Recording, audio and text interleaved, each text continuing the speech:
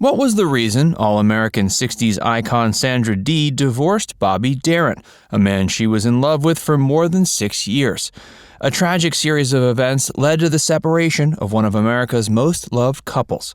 Keep watching for the beautiful story of how this seemingly perfect couple got together and then had to go their separate ways. Who they both were. Born Alexandra Zuck in Bayonne, New Jersey on April 23, 1942, Sandra Dee was the Hollywood queen of teens during the 60s. By age 18, she had an impressive list of hit films to back her up, thanks to her beauty, and was making headlines every time she stepped out. She had it all, beauty and brains. She had great acting skills, and her looks already made her the must-have pinup in every male teen's room. After hits like Gidget, Sandra was cast alongside heartthrob singer and actor Bobby Darin on the set of A Summer Place. While Sandra was enjoying the height of fame, her future husband wasn't far behind. Bobby Darin was a singer. His career started as a songwriter for Connie Francis. In 1958, he recorded his first hit, Splish Splash. Written by Daren and DJ Murray the K, Splish Splash rose to number 3 on the charts. Next was Dream Lover, and later Mac the Knife. Both released in 1959 and were instant hits, rising to the top 5 and becoming huge sellers. Mac the Knife went on to reach the top spot and remained there for 9 weeks. It was rated 1959's top song. Later on, Daren decided to try his luck with acting. His first major movie was Come September, and he co-starred with the blonde teen queen Sandra Dee. Bobby had been in the showbiz industry for quite a while, but hadn't met anyone like Sandra.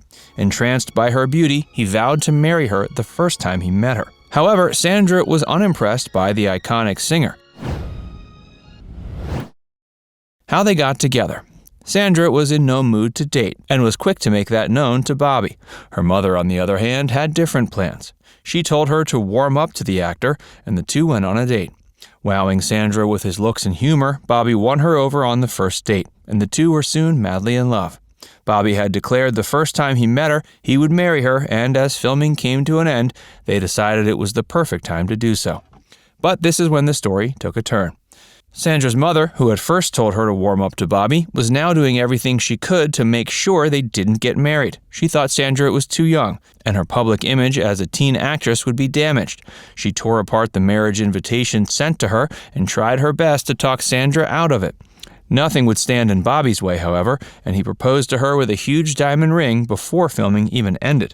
Sandra, who couldn't wait to get married, immediately said yes, and they were engaged. Before the year ended, they had hastily tied the knot on December 1st, 1960. A little less than a year later, their son Dodd Mitchell was born, and the couple was as happy as could be.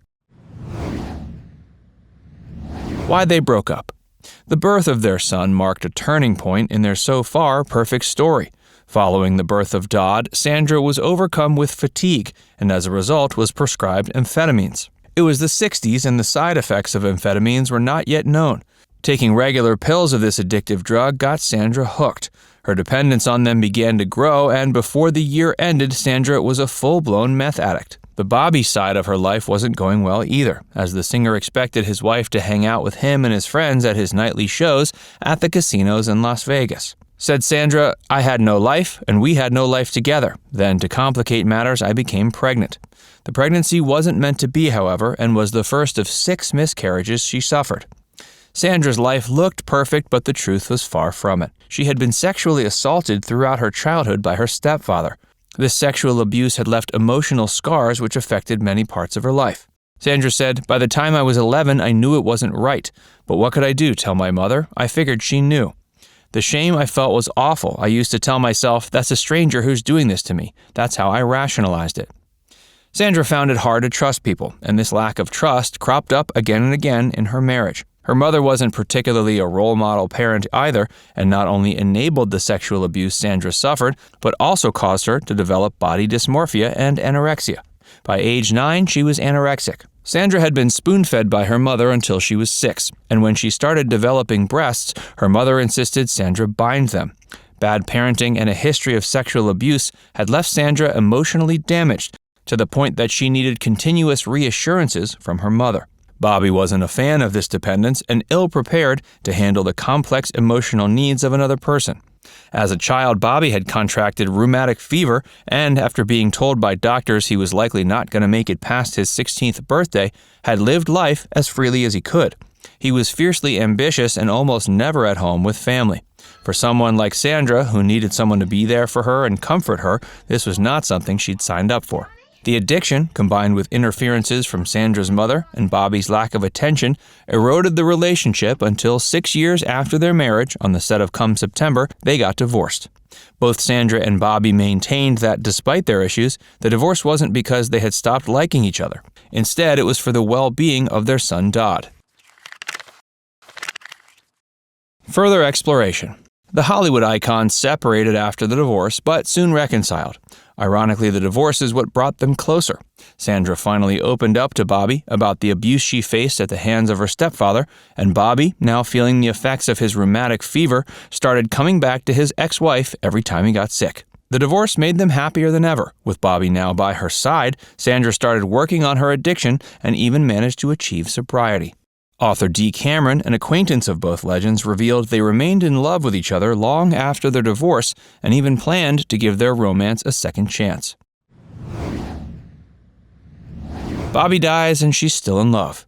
Their rekindled love life was short-lived, as Bobby succumbed to the effects of his rheumatic fever. The chronic illness had weakened the valves of his heart, and after an unsuccessful 6-hour open heart surgery, he died at age 37 in 1973. Sandra once again fell into alcoholism and eventually died following kidney problems arising from her excessive drinking and anorexia in 2005. Sandra did manage to achieve sobriety once again in 2000, but by then it was too late. The story ends not only with Bobby's death, but with Sandra's.